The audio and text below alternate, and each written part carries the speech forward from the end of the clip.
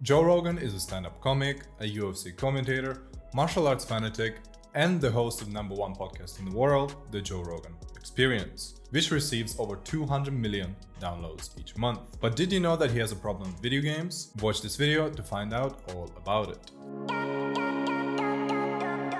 If you've been following Joe Rogan for a while, you'd know that he's a serious advocate for living a healthy lifestyle. He likes to train very hard and eat well. His daily routine involves fasted cardio, up to 3 hours of weightlifting, yoga twice a week, martial arts training, and hunting wild meat. With such a lifestyle, it's no wonder that Joe Rogan is not a fan of video games. In fact, he's come under fire many times before for expressing his views on gaming.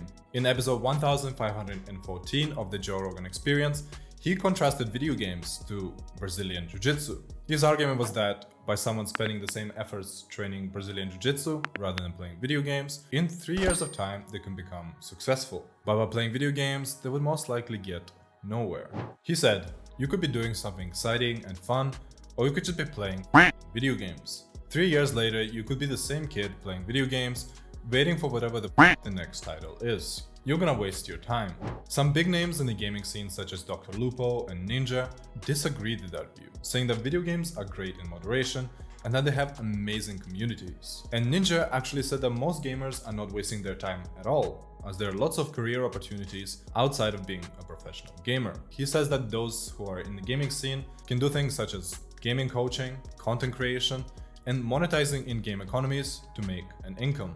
But despite having a negative outlook on gaming, Joe Rogan does recognize the success it can bring to the best players. In episode 1404, when discussing video games, Joe states that professional gamers should get more recognition from their parents and society in general. He says that professional gamers provide entertainment for people and that they execute strategy and skill on the highest level. And to do that, you need the mastery of yourself. But most people don't see professional gaming that way, as the actions performed are done in the digital realm. For example, good golf players can earn millions of dollars and be respected on the highest level in society, while professional gamers don't get the same level of recognition, just because what they're doing is not physical.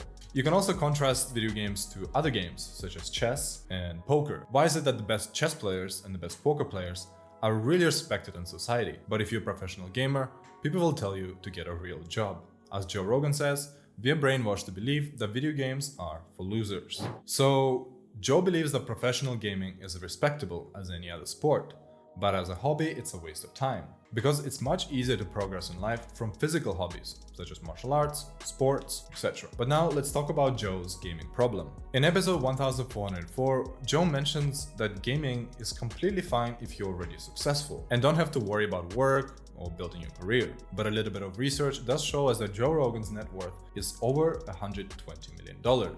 More money than most of us will ever see in our entire lifetime. That's enough money to retire forever, never having to work a day in your life. Despite being so successful, why did he have to cut out gaming? Joe elaborates on his issue when he was interviewing a Counter-Strike professional, Jordan Nothing Gilbert. He says, I can't have the video games. That to me is like protecting my children against wolves. It becomes this obsessive thing where it's like, I've got to protect the tribe. You get locked into these goddamn games because they're so exciting. I wish I wasn't such a simpleton, because if I could just play for like an hour and stop, I cannot. Because of 1 hour, I start getting a better feel of where my cursor is going when I'm moving my mouse. I get a better understanding of strafe jumping and where to aim a railgun. I can't do it, I'm too dumb. I get too excited and I get too locked in. Joe's comments on his gaming experience are very clear. When he plays, it becomes an addiction, and that is probably why he has such a big issue with playing games as a hobby. Due to games' manipulative nature, it doesn't take much for a 5-hour-a-week hobby to develop into 50 hours before you even notice. And as we know, once that happens, all other areas of our life take a hit. School, friendships, relationships, sports, and health. And with millions of players out there, it's very hard to make it as a professional gamer. The trends are constantly changing, so in 3 to 5 years of time, when you master the game that you're playing, the industry probably has moved on to a fresher title. Have you guys had similar experiences with gaming as Joe Rogan? Or are you able to control your gaming without any issues? Let us know in the comments down below. And if you want to get your gaming under control and you want to live your life to the fullest, make sure to click the link in the description below. You'll be able to check out our program and book a call directly with Cam to see if it's a good fit for you. The slots are limited, so click the link down below. Thank you guys for watching, and I'll see you in the next one.